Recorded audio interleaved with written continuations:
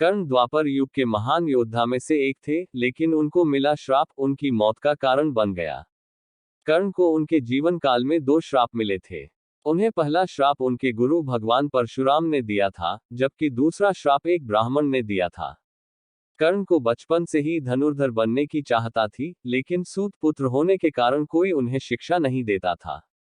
जब वह धनुर्विद्या सीखने के लिए गुरु द्रोणाचार्य के पास जाते हैं, तो वह भी कर्ण के सूत पुत्र होने के कारण उन्हें धनुर्विद्या देने से मना कर देते हैं।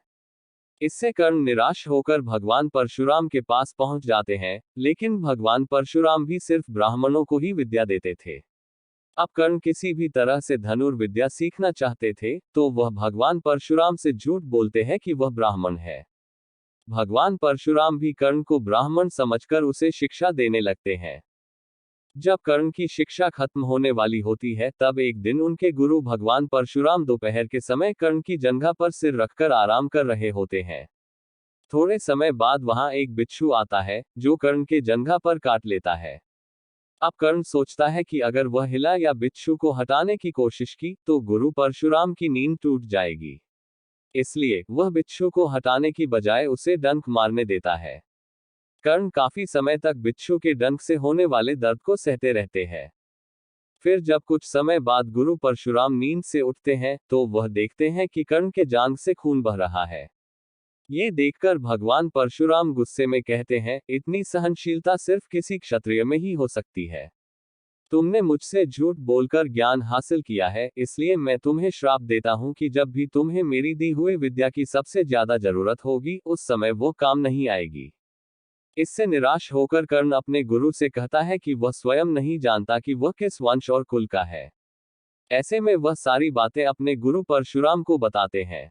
ये जानने के बाद भगवान परशुराम को श्राप देने पर पछतावा होता है, लेकिन दिया हुआ श्राप वापस नहीं लिया जा सकता था। इसलिए वह अपना विजय धनुष कर्ण को वरदान के रूप में देते हैं। इसके बाद कर्ण भगवान परशुराम के आश्रम से विदा लेते हैं। इस घटना के कुछ वर्षों बाद एक दिन कर्ण जंगल में किसी अत्याचारी राक्षस का पीछा कर रहे होते हैं। वह राक्षस को निशाना बनाते हुए उसे मारने के लिए बाण चलाते हैं, लेकिन राक्षस अचानक गायब हो जाता है और बाण दलदल में फंसी एक गाय को लग जाता है। बाण लगने से गाय की वहीं पर मौत हो जाती है। उस गाय का स्वामी एक ब्राह्मण होता है, जो गाय की दुर्दशा देखकर कर्ण को वहीं पर श्राप दे देता है। श्राप में ब्राह्मण कहता है कि जिस तरह तुमने एक असहाय गाय को मारा है, ठीक उसी तरह ही एक दिन तुम्हारी भी मृत्यु होगी। आगे चलकर इन दोनों श्राप का प्रभाव महाभारत के युद्ध में नजर आया। युद्ध के दौरान कर्ण के रथ का पहिया दलदल में फंस जाता है। जब कर्ण उसे निकालने के लिए रथ से उतरता है, तभी अर्जुन बाण चला देता है, जिससे कर्ण की मृत्यु हो जाती है।